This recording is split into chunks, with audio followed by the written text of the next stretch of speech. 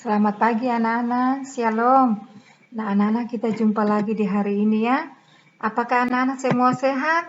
Ya, anak-anak harus tetap semangat ya, walaupun belajar dari rumah, anak-anak tetap semangat.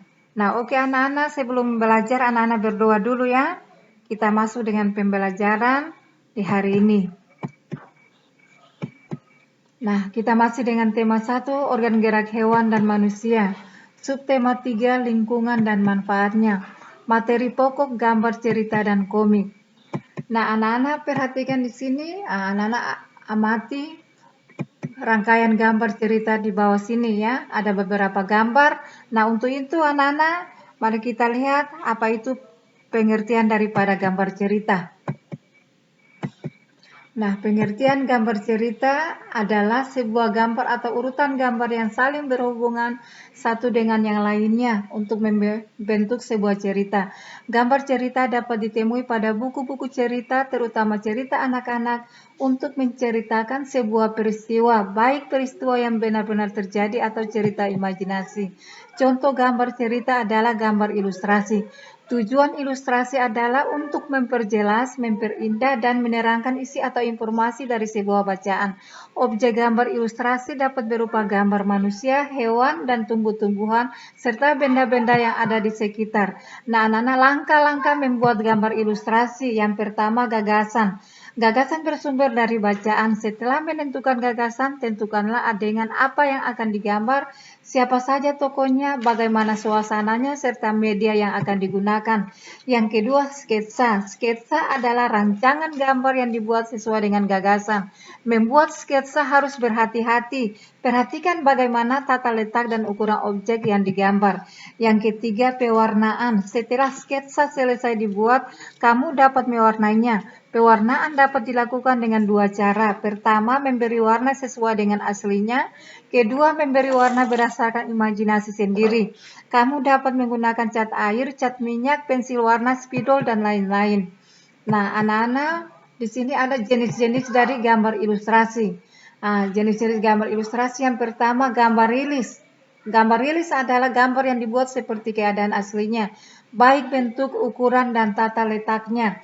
Contoh seperti lukisan berjudul Kapal Dilanda karya Raden Saleh. Nah, contohnya gambarnya seperti ini ya anak-anak.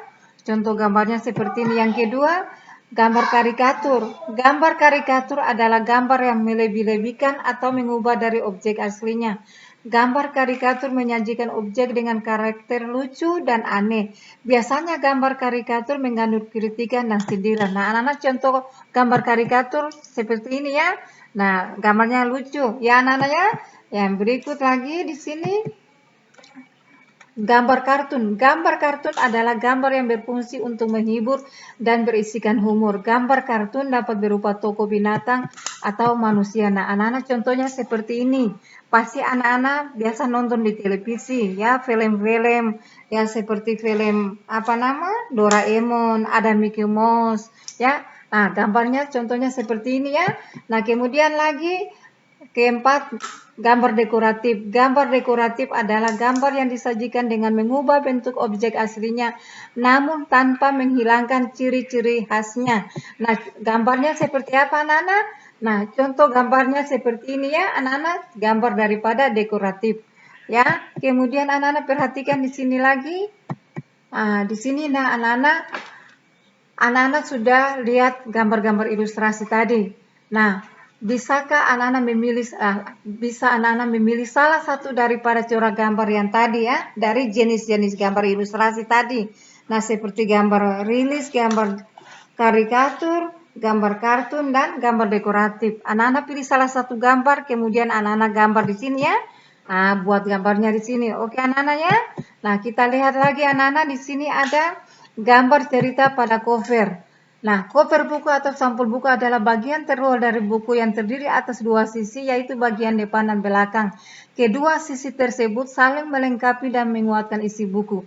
Cover dapat diartikan sebagai gambaran dari keseluruhan isi buku. Beberapa unsur yang terdapat dalam sebuah cover buku adalah: satu, terdapat judul cover dengan ukuran, jenis, dan warna huruf yang mencolok. Yang kedua, terdapat kalimat penjelas judul yang singkat dan mudah dipahami. Yang ketiga, terdapat nama penulis atau pengarang buku. Keempat, terdapat nama penerbit baik di depan maupun belakang buku.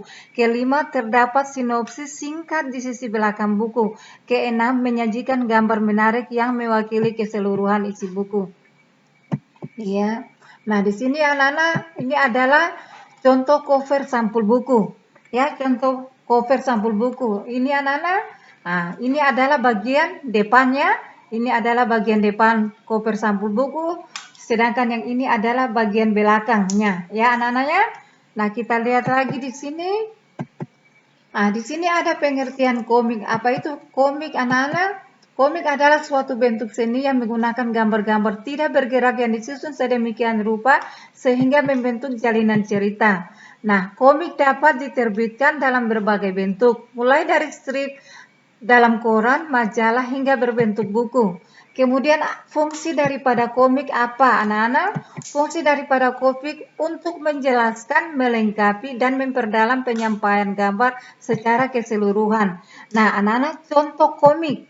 Contoh komiknya seperti begini ya. Ini adalah contoh daripada komik. Nah, pasti anak-anak sudah tahu, anak-anak ya. Anak-anak pasti sudah tahu terdapat di buku-buku apa seperti majalah Bobo. Nah, di situ majalah Bobo itu ada cerita komik seperti begini ya. Nah, ini adalah cerita contoh daripada komik. Nah, anak-anak ya. Nah, kita lihat lagi di sini. Nah, ciri-ciri daripada komik. Nah, anak-anak, ciri-ciri daripada komik yang pertama, pesan dan informasi disampaikan dengan menggunakan teks dan gambar. Yang kedua, keberadaan gambar dan teks yang berimbang membuat pembaca komik seakan-akan terlibat dan berperan langsung ke dalam cerita. Yang ketiga, bahasa yang digunakan adalah bahasa sehari-hari yang mudah untuk dipahami. Keempat, umumnya isi cerita komik akan cenderung membuat pembaca mempunyai rasa atau sikap kepahlawanan. Kelima, penggambaran watak dalam komik dibuat secara sederhana agar pembaca mudah memahami isi cerita. Nah, keenam, kata komik berasal dari komik yang berarti jenaka. Humor dalam komik disajikan secara lugas sehingga akan mudah dipahami pembaca. Nah, itu adalah ciri-ciri daripada komik. Nah, anak-anak, langkah-langkah membuat komik. Langkah-langkah membuat komik yang pertama, kita harus tetap taruh temanya ya. Kita harus tahu tema apa yang harus dibuat. Jadi hal yang akan disampaikan dalam komik. Yang kedua, tokoh, para pendukung daripada isi cerita yang memiliki karakter peran yang berbeda-beda. Yang ketiga, plot. Plot itu apa, anak-anak? Plot itu adalah jalan cerita. Jadi urutan-urutan peristiwa yang membentuk jalinan cerita. Ya, keempat, konflik. Suatu masalah yang timbul karena adanya perbedaan pandangan, pendapat dalam proses plot atau jalan cerita. Yang kelima, ending. Bagian akhir atau merupakan bagian penyelesaian suatu masalah. Nah, itu adalah langkah-langkah kita di dalam membuat sebuah apa, anak-anak? Membuat komik. Nah, anak-anak perhatikan lagi di sini, coba anak-anak ingat kembali ya. Tadi Ibu sudah jelaskan mengenai pengertian dan ciri-ciri daripada komik. Nah, untuk itu anak-anak di sini ada tabel. Nah, anak-anak tuliskan kembali pengertian dan ciri-ciri daripada komik di sini. Ditulis pada tabel ini anak-anak ya. Nah, oke anak-anak, pelajaran kita sampai di sini dulu. Sampai jumpa pada hari berikutnya. Selamat siang, shalom.